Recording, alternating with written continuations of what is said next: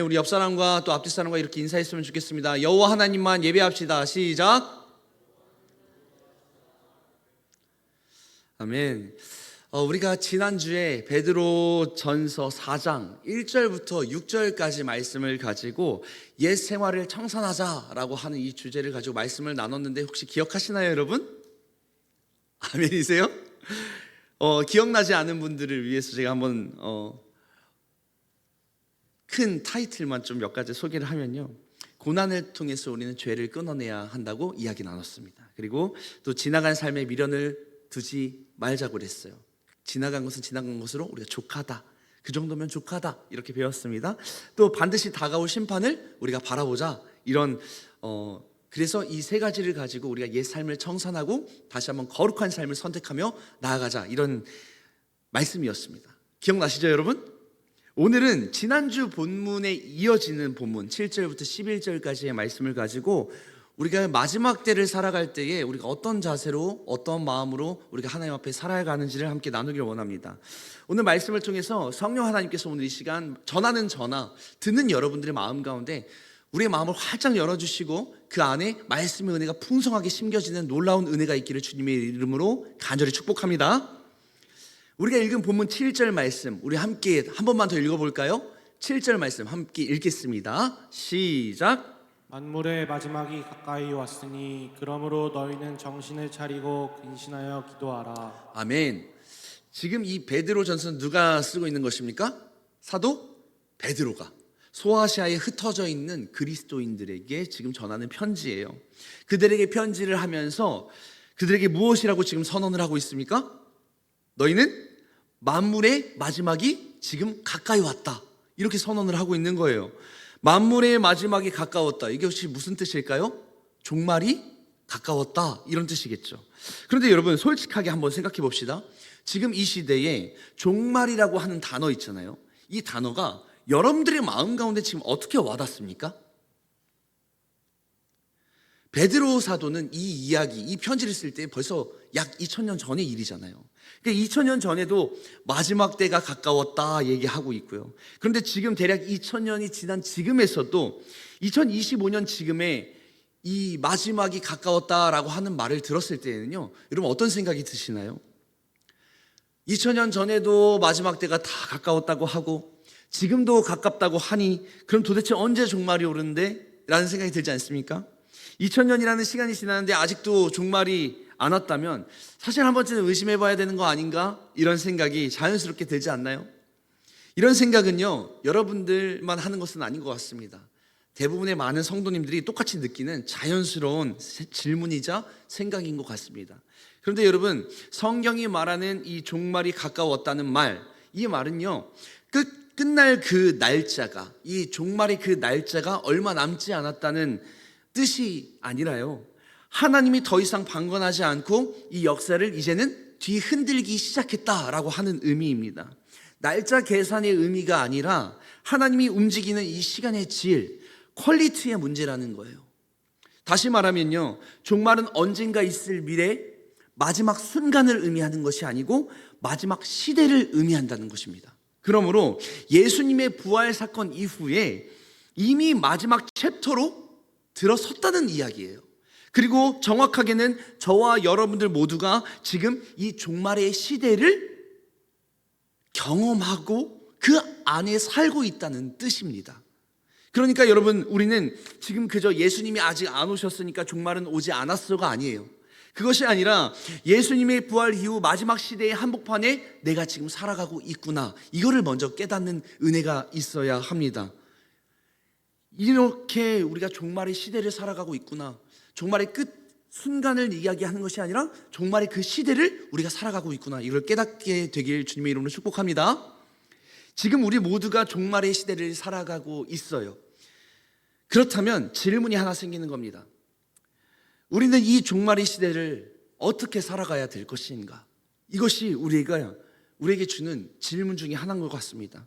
오늘 본문은 그 질문에 아주 명확한 4가지를 제시하고 있는데요, 이제 그 말씀을 본론으로 들어가서 하나하나씩 좀 살펴보기 원합니다.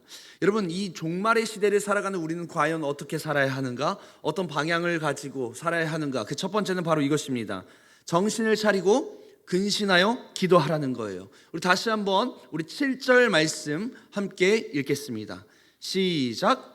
만물의 마지막이 가까이 왔으니 그러므로 너희는 정신을 차리고 근신하여 기도하라. 아멘. 여러분, 종말의 시대일수록 내면이 흔들립니다. 시대가 가면 갈수록 생각들이 산만해지고 감정이 요동치고 미래에 대한 불안들이 밀려오게 되어 있어요. 그래서 베드로는 첫 번째로 이렇게 말합니다. 너희가 정신을 차리고 근신하여 기도하라. 여기서 정신을 차린다는 뜻은요, 정확하게 현실을 바라보는 정신 상태를 의미합니다. 정확하게 현실을 바라볼 수 있는 정신 상태. 다시 말하면 두려움에 취하지 말라는 거예요. 근신하다라고 하는 말이 무슨 말입니까? 영적으로 술 취하지 말라, 감정에 끌려가지 말라고 하는 의미가 담겨 있습니다. 그러니까 이 종말의 시대에 가장 먼저 필요한 것은 세상의 정보보다, 우리의 감정보다, 두려움보다 무엇이 앞서야 된다는 거예요? 기도로 영적 중심을 붙잡는 것이 중요하다라고 지금 이야기하는 것입니다. 여러분, 기도는요, 단순한 말이 아니에요. 단순한 독백이 아닙니다. 기도는 하나님의 뜻을 구하면서 믿음의 방향성을 다시 한번 정렬하는 시간이에요. 믿으십니까? 다 함께 따라합시다. 기도를 통해서 믿음의 방향성을 정렬합시다. 이것이 중요한 거예요. 이게 바로 기도라고 하는 겁니다.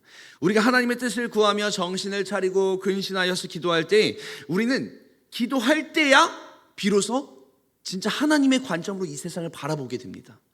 제대로 세상을 보기 시작하는 거예요.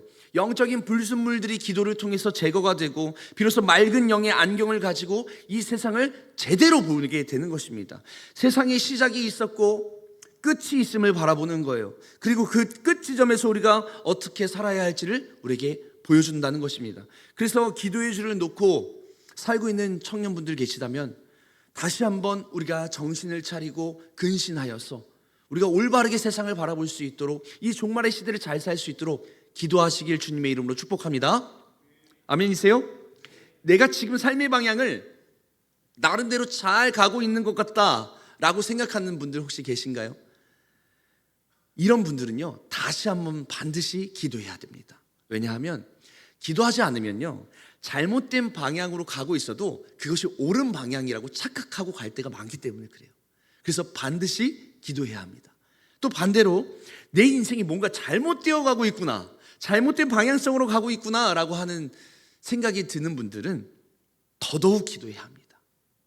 그래야 무엇이 문제인지 원인이 보이기 시작하고 또 결과가 보이기 시작하고 다시 돌이킬 수 있는 기회들이 생기는 거예요. 여러분, 지금 얼마나 기도하기 좋은 때입니까? 우리 21일 동안 지금 무엇을 하고 있죠? 다니엘 기도에 이제 6일 남았습니다. 다니엘 기도에 매일같이 하고 있는데 아직까지도 단 한 번도 참석하지 못하고, 아직까지도 각 처소에서, 이곳에서 함께 모여서 예배하지 못하지만 각 처소에서 기도하지 못하고 한 번도 안 하신 분들이 있다면요, 오늘 성령 하나님께서 여러분 마음 가운데 정말 찔림을 주셨으면 좋겠어요. 찔림을 주시고 정신이 번쩍 들게 해주시는 그런 축복이 있길 간절히 소망합니다. 목사님, 말이 너무 심하신 거 아닙니까? 여러분, 그런 찔림이 있고 그런 깨달음이 있는 것이 축복인 줄 믿습니다. 그래야 우리가 기도하게 되는 거예요. 만약에 우리의 마음에 찔림도 없고 깨달음도 없고 기도할 필요성도 못 느낀다면 그거야말로 최악의 저주인 것이죠. 주님께서 주신 마음을 가지고 방향을 돌이켜서 하나님 앞에 겸손함으로 우리가 기도하길 바랍니다. 기도의 자리로 나와서 하나님의 뜻을 구하고 그 뜻대로 주님, 내가 살길 원합니다, 결단해 보세요. 이 종말의 시대를 살아갈 때에 기도를 통해서 우리의 믿음의 방향성이 정렬될 것입니다. 또한 우리가 어떤 방향으로 우리의 삶을 나아갈 수 있을지를 하나님께서 깨닫게 하실 거예요. 여러분, 이 종말의 시대에 우리가 기도하는 그리스도인, 기도하는 청년들 되기를 주님의 이름으로 정말 축복하고 소망합니다. 이 종말의 시대에는 우리는 어떻게 살아야 하는가? 두 번째는 이렇게 가르치고 있습니다. 다 함께 따라합시다. 뜨겁게 사랑하라. 우리 8절 말씀 읽겠습니다. 시작. 무엇보다도 뜨겁게 서로 사랑할지니 사랑은 허다한 죄를 덮느니라. 아멘. 베드로 사도가요, 뜨겁게 사랑하는데 앞에 뭐라고 붙이나요? 무엇보다도, 그 어떤 것보다도 지금 뜨겁게 사랑해야 된다, 이렇게 강조하면서 종말의 시대의 공동체가 꼭 붙들어야 할 것, 바로 뜨겁게 사랑해야 된다는 것을 알려주고 있는 거예요. 그런데 그냥 사랑이 아니라 어떻게 사랑하라고 합니까? 뜨겁게 사랑하래요. 이 단어의 원어를 살펴보니까요, 활시위를 끝까지 당겨놓는 상태를 묘사할 때 쓰는 단어더라고요. 즉 지치지 않는 사랑, 포기하지 않는 사랑, 긴장감을 유지한 사랑을 의미하는 거예요. 왜 사랑이 종말 시대에 중요합니까? 왜냐하면 종말의 시대가 가면 갈수록, 우리가 시대를 거듭할수록 이 사랑이 식어지기 때문에 그래요. 사람들은 서로 단절되게 되고요, 관계가 쉽게 깨지고요, 공동체는 파편화됩니다. 지금 우리가 그런 시대를 살아가고 있지 않습니까? 여러분 사회에서 나가서 보세요. 여러분 직장을 한번 보세요. 여러분 교회를 한번 보세요. 여러분의 가정을 한번 보세요. 얼마나 많은 증오와 미움과 시기와 질투를 가지고 그 관계가 깨어집니까? 여러분 다 경험하고 있지 않나요? 여러분의 친구의 관계, 학교 생활의 관계, 가정의 관계, 직장 동료와의 관계, 심지어 교회 안에서도 깨어지고 분열되는 일들이 얼마나 많이 일어납니까? 그래서 정말 가면 갈수록요, 우리 청년들이 마음 열기가 참 어려워요. 사람들과의 관계를 피곤해하고요, 상처가 많아지고 신뢰가 적고 조금만 힘들면 사람들과의 관계를 끊어버리는 이런 문화 속에서 우리가 다 살고 있지 않습니까? 그런데 이런 시대에 서로 뜨겁게 사랑하라 라고 하는 이 말씀은요, 교회가 세상과는 완전히 다른 삶을 살아야 된다는 것을 우리에게 알려주고 있는 겁니다. 여러분, 교회는요 세상과는 전혀 다른 방향성으로 나아가야 합니다. 이것이 하나님의 부르심이에요. 그리고 성경은 말하는 거예요. 이 사랑은 허다한 죄를 덮는다. 이 말은 죄를 대충 넘어가라는 의미가 아니라 사랑이 공동체에 주는 유익이 유일한 대안이다 라고 하는 겁니다. 사랑이 공동체를 지켜주는 유일한 힘이라는 뜻이에요. 사랑하는 승경교회 청년부 여러분, 우리 주님의 마음으로 뜨겁게 우리 청년 공동체를 사랑했으면 좋겠습니다. 정말 우리 모든 관계 속에서 주님이 우리를 사랑하셨던 것처럼 우리도 뜨겁게 서로를 사랑해 봤으면 좋겠어요. 지난 여름 수련회 때 우리가 뜨거운 눈물을 흘리면서 서로를 위해서 붙잡고 안고 함께 울고 그러면서 함께 기도했잖아요. 그 시간들을 결코 잊지 마십시오. 서로의 아픔을 내 일처럼 여기면서 함께 슬퍼하며 울었고, 정말 내 일처럼 축복하며 함께 기뻐해줬던 그 시간들을 여러분 결코 잊지 마십시오. 너무나 감사한 것은요, 요즘 우리 청년들 사이에서 이런 사랑의 교제들이 많아지고 있는 것을 제가 소식을 통해서 접해 듣고 있습니다. 그동안 평상시에는 연락도 안 하고 평상시에는 교제도 없었던 우리 청년들이 서로 먼저 인사하고 안부를 묻고 같이 식사하자고 하고 같이 카페 가자고 하고 같이 놀자고 하고, 그러면서 점점 이 사랑의 교제들이 쌓여가는 거예요.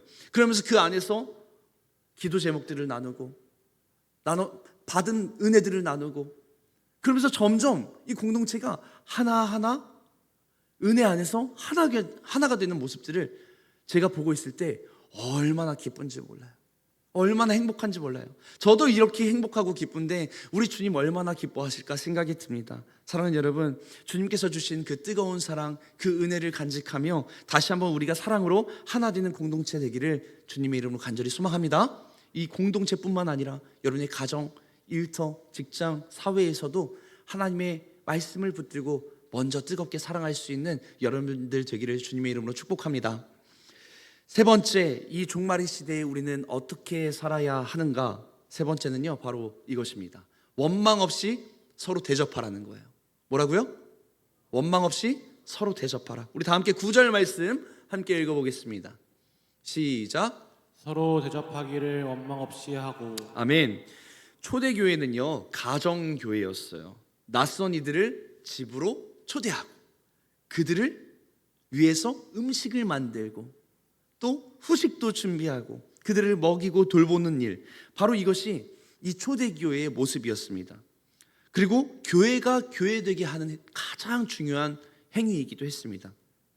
제가 필리핀 단기 선교를 갔을 때에도 교회가 있지만은 또 거기에는 정말 개신교 인구가 굉장히 적고 개신교로 내가 종교를 바꿨을 때에는 그 커뮤니티 그 사회 공동체 속에서 완전 소외된 배제하는 그런 문화들이 있더라고요.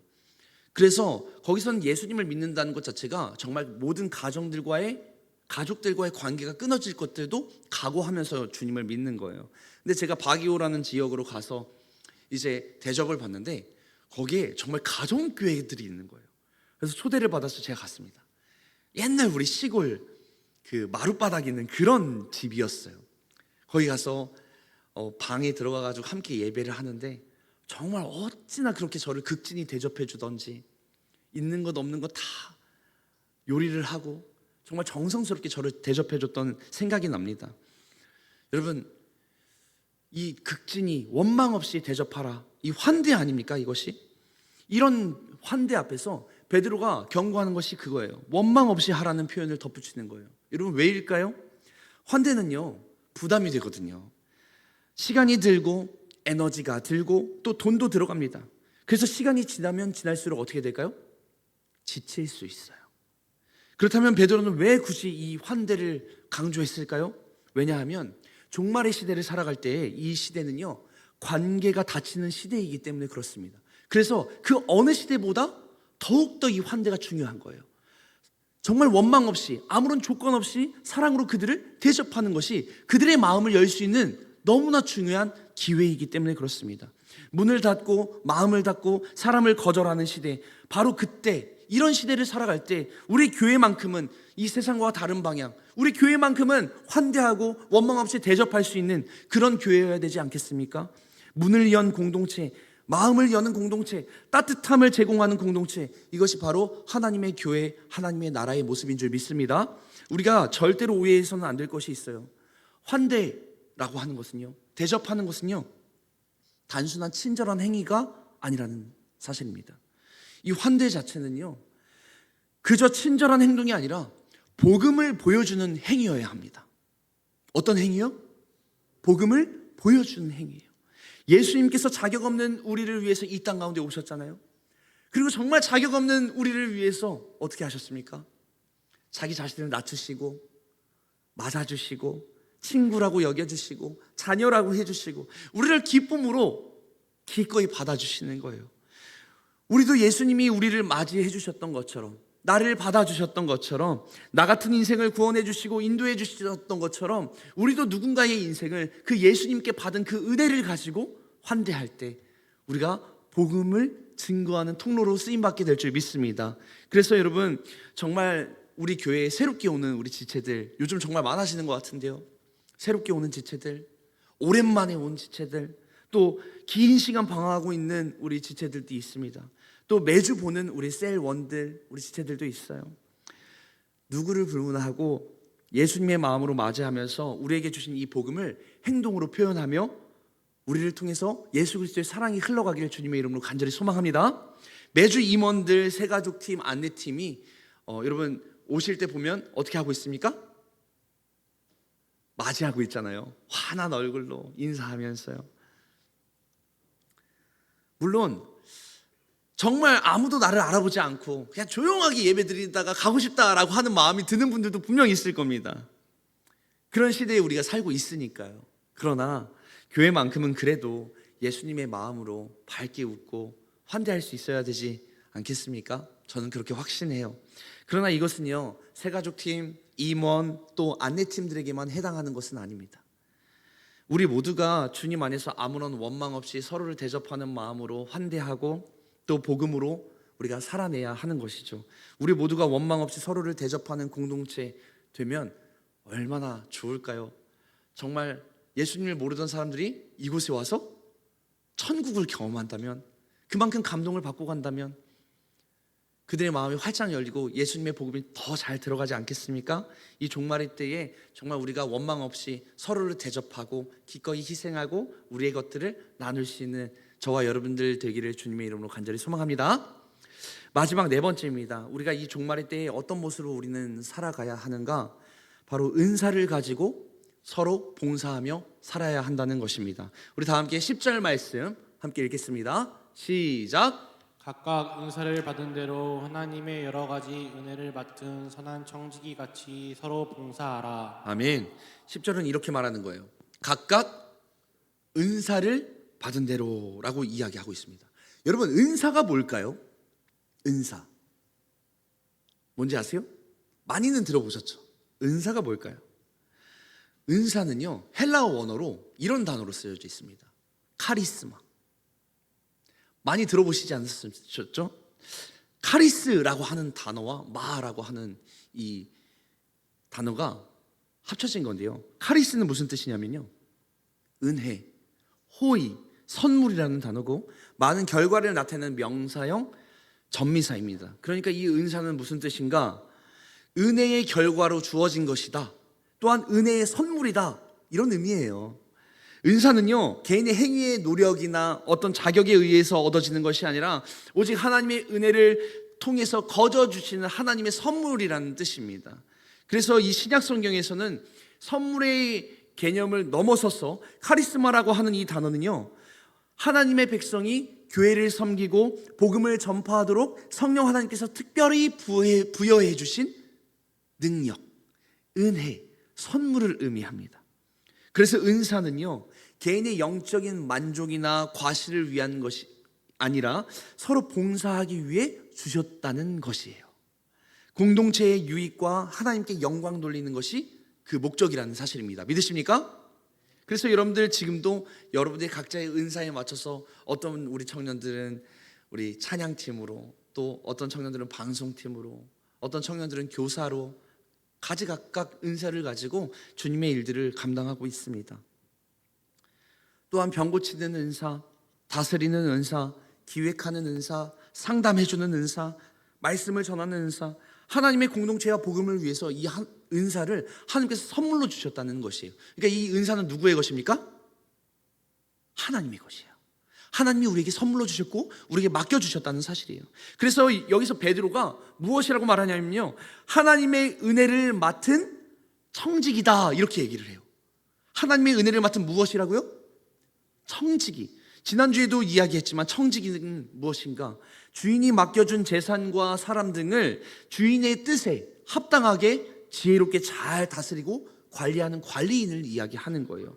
주인이 나에게 맡겨준 것을 내 것이라고 착각하고 자기 마음대로 사용하면 주인이 그 사람을 보고 뭐라고 할까요? 책망하겠죠. 꾸짖겠죠. 그러나 주인이 나에게 맡겨준 것이 바로 주인의 것이라는 사실을 우리가 기억하고 그 주인의 뜻에 합당하게 지혜롭게 잘 사용할 때 우리는 칭찬받는 청지기가 되는 것입니다. 우리는 하나님의 청지기인 줄 믿습니다. 믿으십니까? 하나님이 우리에게 주신 은혜와 은사, 이것을 가지고 하나님의 뜻에 합당하게 사용할 때 비로소 이 은사는 빛을 발하는 거예요. 나에게 주신 것이 아니라, 나의 것이 아니라 하나님의 것임을 인정하는 겸손한 태도가 있는 사람은요, 주신 은사를 하나님의 영광 위해서, 복음 위해서 선한 일을 가지고 사용합니다. 그것이 서로 봉사하는 거예요. 예수님이 우리에게 알려주신 가장 큰 계명이 있지 않습니까, 여러분? 첫 번째 계명이 무엇인가요? 아무도 모르시는 것 같아서 제가 말씀을 준비했습니다. 우리 마태복음 22장 37절에서 40절 다 함께 읽습니다. 시작. 예수께서 이르시되 내 마음을 다하고 목숨을 다하고 뜻을 다하여 주 너의 하나님을 사랑하라 하셨으니 이것이 크고 첫째 되는 계명이요 둘째도 그와 같으니 내 이웃을 내 자신과 같이 사랑하라 하셨으니 이 두 계명이 온 율법과 선지자의 강령이니라. 아멘. 여러분, 가장 큰 계명이 뭐래요? 하나님을 사랑하라. 둘째도 이와 같으니 내 이웃을 자신과 같이 사랑하라.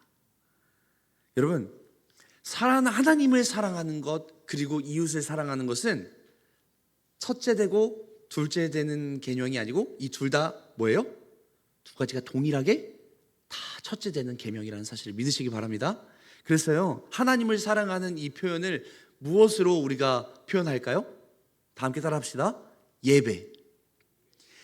너는 하나님을 사랑하라 라고 했을 때요, 이 최고의 표현은요, 하나님을 어떻게 사랑한다고 표현할 수 있습니까? 바로 예배를 통해서 우리가 하나님을 사랑한다고 고백하는 거예요. 그래서 이 자리 가운데 여러분 예배하고 있지 않습니까? 하나님을 사랑합니다 라고 고백하는 자리가 이 바로 예배의 자리라는 사실이에요. 두 번째, 이웃을 사랑하는 것은 무엇으로 표현되는 거예요?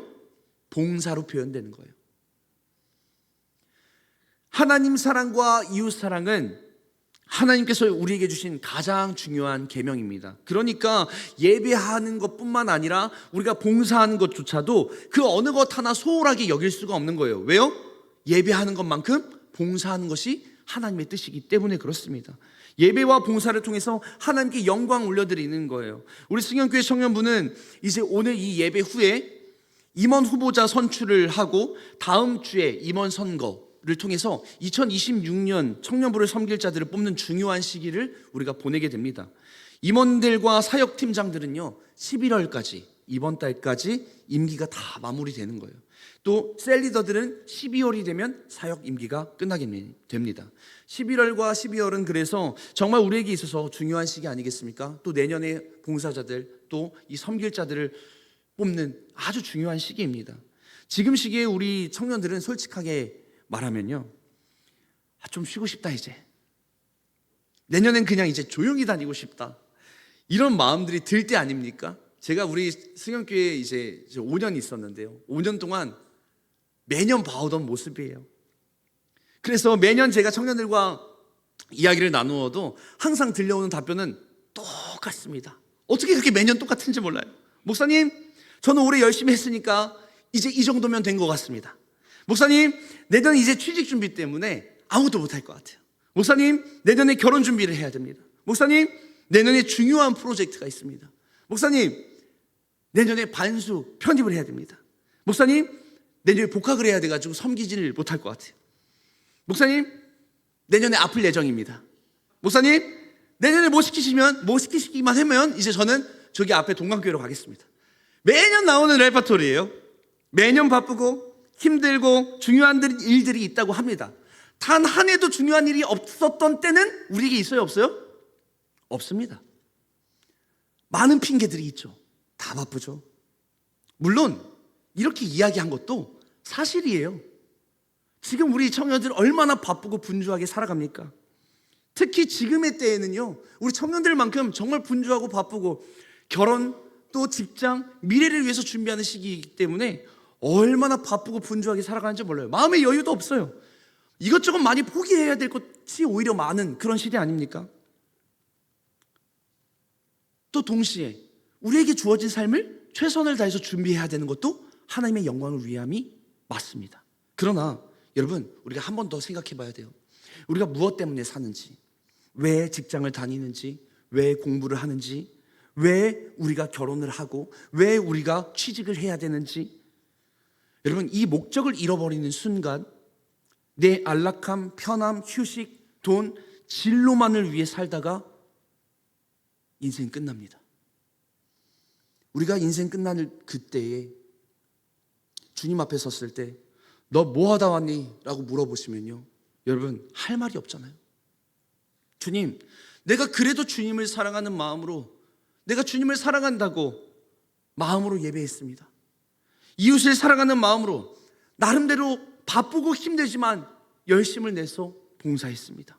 주의 나라 세우는데 열심을 다했어요. 나에게 주신 은혜가 너무 크고 너무나 감격스러워서 주님의 복음을 전하기 위해서 섬기고 나누다 왔어요.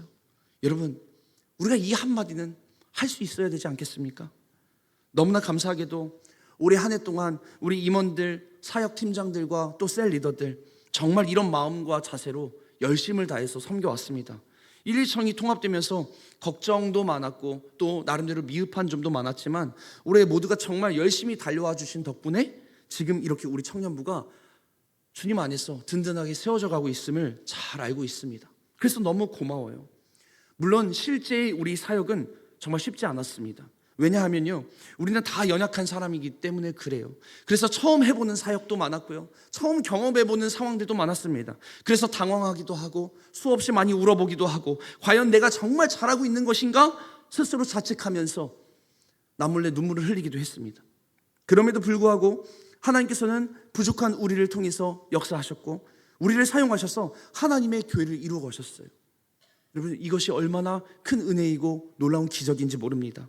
베드로는 이렇게 말합니다. 각각 받은 은사를 따라 서로 봉사하라. 여기서 서로라는 말이 굉장히 중요해요. 여러분, 봉사라고 하는 것은요, 혼자 짊어지는 게 아닙니다. 믿으십니까? 서로 같이 짊어지는 거예요. 함께 지고 함께 나누고 함께 감당하는 거예요. 봉사는 나의 의지로 하는 것이 아니라 받은 은혜를 가지고 흘려보내는 것입니다. 하나님께서 받은 은혜가 너무나 크고 놀라워서 예수 그리스도의 그 사랑이 너무나 감격스럽고 놀라워서 그 감격 속에서 하나님, 내가 가진 것 별거 없지만, 내가 드릴 수 있는 거 별로 없지만 내게 주신 그 작은 은혜가, 그 작은 것마저도 하나님의 영광에 쓰일 수 있다면 나를 사용해 주시옵소서. 내 시간을 드립니다. 내 물질을 드립니다. 나의 재능을 드립니다. 나의 은사를 드립니다. 주님, 나를 사용해 주세요. 여러분, 이렇게 고백하면서 은혜를 흘려보내는 것, 이것이 바로 봉사인 줄 믿습니다. 사랑하는 여러분, 사명은요, 부담이 아니라 은혜의 자리입니다. 여러분, 봉사를 의무로 받아들이지 마십시오. 또 해야 되는데, 또 부담스러운데 이렇게 느끼면요, 이미 우리가 영적으로 얼마나 하나님과의 관계가 막혀버리는지 몰라요. 얼마나 힘든지 몰라요. 그러다 봉사를요, 은혜의 자리, 하나님이 나를 사용하는 자리라고 우리가 여기면서 감사함으로 반응할 때 그것은 우리에게 정말 은혜가 됩니다. 여러분, 내가 아니라 하나님이 나를 통해서 일하시는 거예요. 믿으십니까? 내 능력을 가지고 하는 것이 아니라 하나님이 나에게 은사를 주셨기 때문에, 나에게 능력을 주시기 때문에, 나는 여전히 부족하지만 나의 능력을 의지하는 것이 아니라 그래도 나 같은 사람도 능력 있게 사용하실 그 하나님의 위대하심을 우리가 바라보며 의지하며 하는 것이 바로 봉사입니다. 그러니 봉사는요, 내가 감당해야 하는 짐이 아니라 하나님이 나를 초대한 자리인 줄 믿기 원합니다. 그리고 이 종말의 시대, 바로 지금 이 시대가 그 은사를 사용해야 할 바로 이때입니다. 하나님은 절대 빈손으로 우리에게 일하라고 하지 않으세요. 은사를 주신 분이 하나님이시고, 아멘이세요? 은사를 주신 분이 하나님이시고, 능력을 주신 분이 하나님이시고, 열매를 맺게 하시는 분도 하나님이십니다. 믿으십니까? 그러므로 종말의 시대를 살아가는 청년 여러분, 여러분들이 받은 은사를 가지고 서로를 위해 기쁘게 봉사하길 원합니다. 여러분들이 각자에게 주신 은사와 달란트를 통하여서 서로 섬기는 자가 되길 소망합니다. 이것이 가장 실제적인 믿음의 행위이자 주님께서 알려주신 계명을 실천하는 우리의 믿음의 고백이에요. 각각 주어진 은사를 통해서 서로 봉사하고 하나님께 영광 돌리는 저와 여러분들 되기를 주님의 이름으로 간절히 소망합니다. 말씀을 정리하겠습니다. 우리는 지금 분명히 종말의 시대를 살아가고 있습니다. 이 시대를 흔들리지 않게 살아가기 위해서 우리가 4가지 이야기들을 나눴어요. 첫 번째는 무엇이었습니까? 정신을 차리고 근신하여 기도하라. 두 번째는 무엇이었습니까? 뜨겁게 서로 사랑하라. 세 번째는요, 원망 없이 서로 대접하라. 네 번째는요, 은사를 가지고 서로 봉사하라는 거예요. 여러분들은 어떤 모습으로 하나님께 영광 돌리며 살아가길 원하십니까? 또한 이 4가지 길 중에서 지금 여러분들에게 가장 필요한 길이 무엇이라고 생각하십니까? 기도가 흐트러진 사람은 오늘 시간 기도의 결단을, 사랑이 식은 사람은 사랑의 결단을, 관계가 닫힌 사람들은 환대의 결단을, 사명을 잊은 사람은 은사의 결단을 하시면서 오늘 이 시간에 하나님 앞에서 새롭게 하시길 주님의 이름으로 간절히 소망합니다. 다 함께 자리에 일어나서 함께 결단하며 찬양하겠습니다. 우리에겐 소원이 하나 있네. 함께 찬양하겠습니다.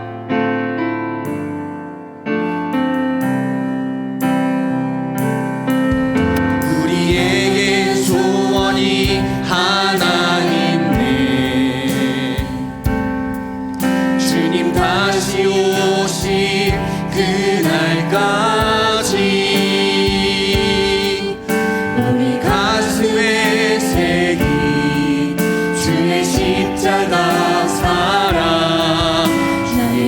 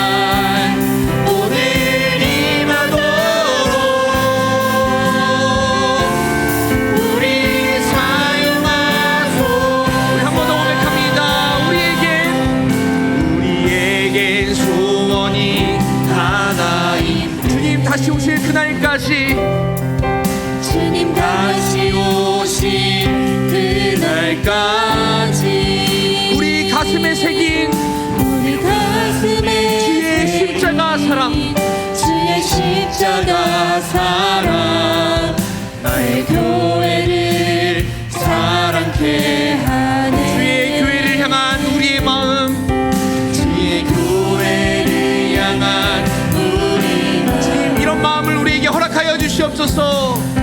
희생과 포기와 가난과 고난 하물며 죽음조차 며 지금조차 우릴 막을 수 없네 우리 교회는 이 땅에 교회를 교회되게 교회를 교회되게 예배 예배되게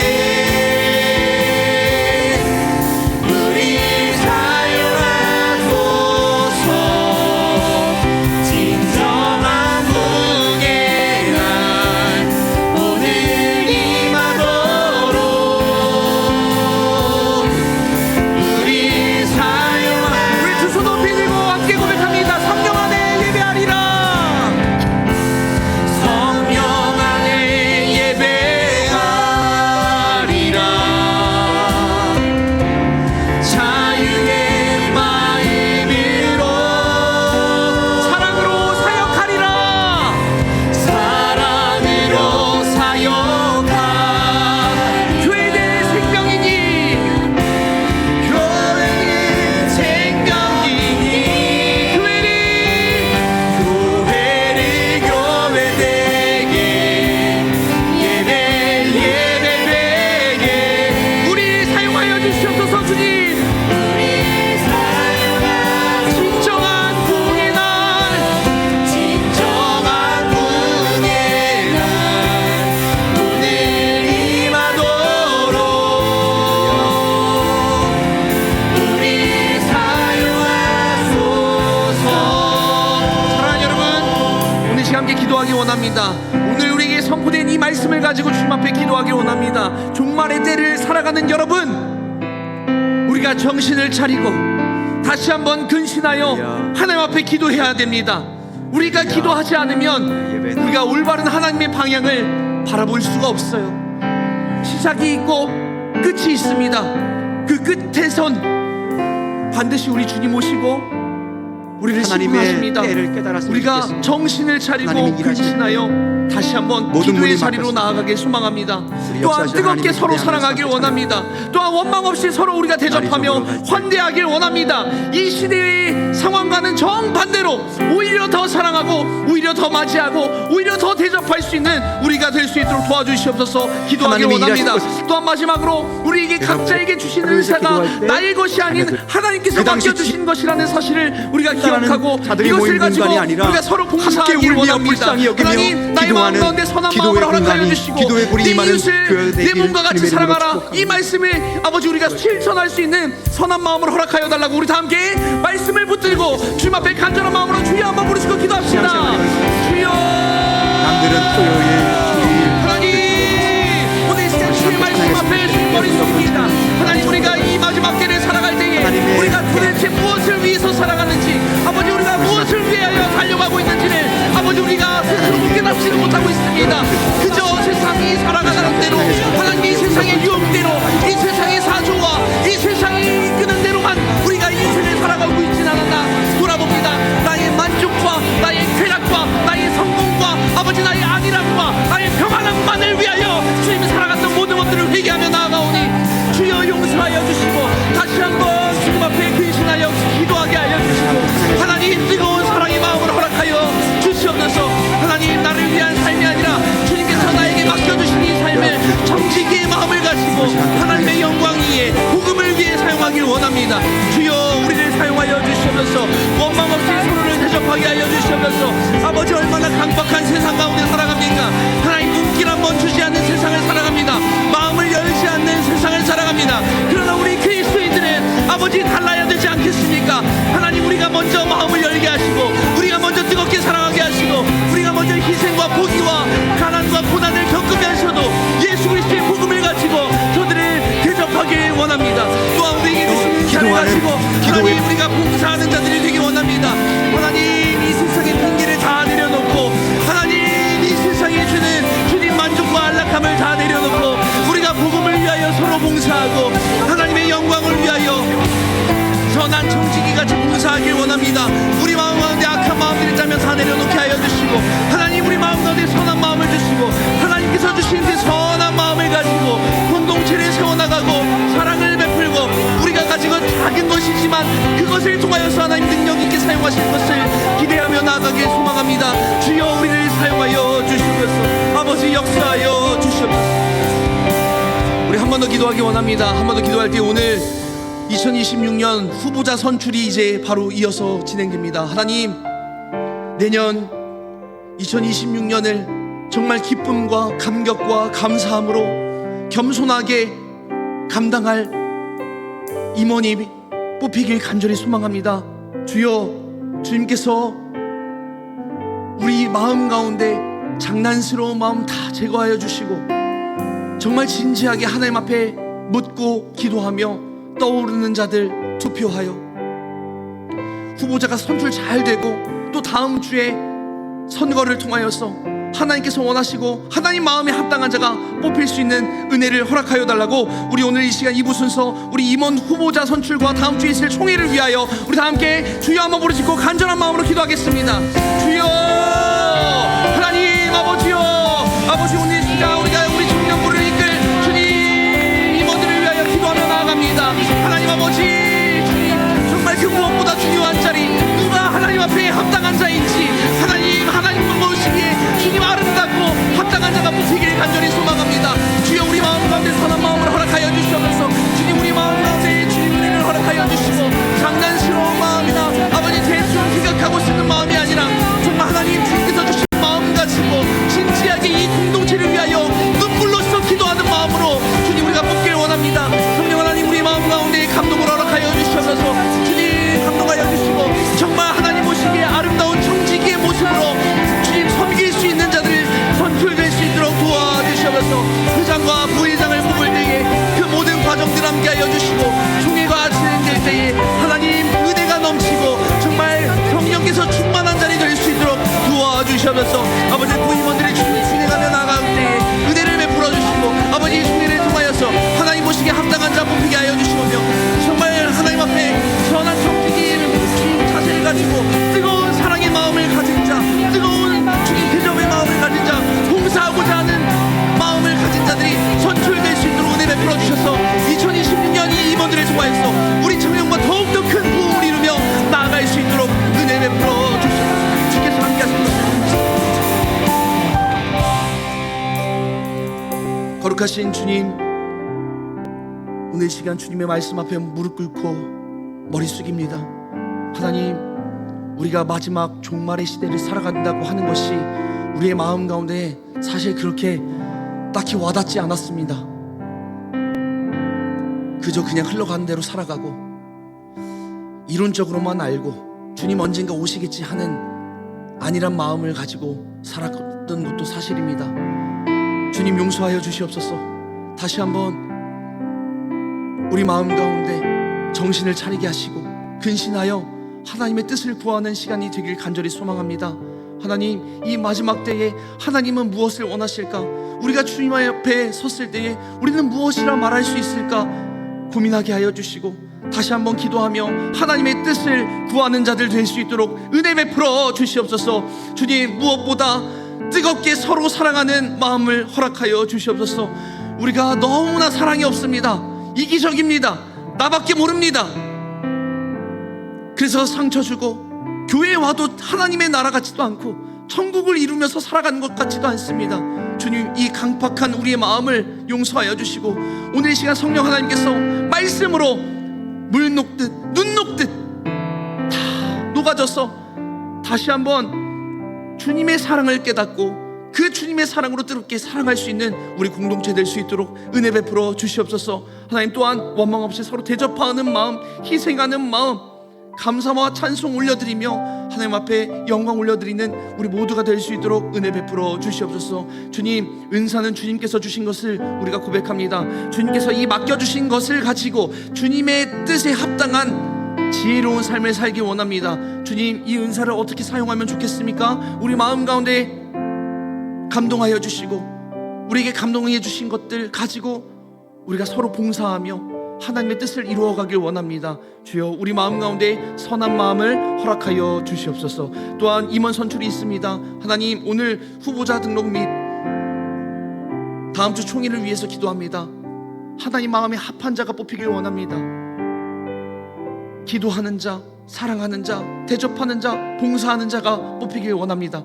그래서 정말 이들을 통하여서 우리 청년부가 더욱더 예수 그리스도의 사랑이 넘쳐나게 하여 주시고 부흥하게 하시고 이들이 본이 되어 우리 또한 서로 사랑하고 봉사하고 서로 아끼며 뜨겁게 사랑하는 청년부 될 수 있도록 주님의 마음에 합한 자 뽑힐 수 있도록 은혜 베풀어 주시옵소서. 아버지, 모든 순간 가운데 함께 하실 것을 믿습니다.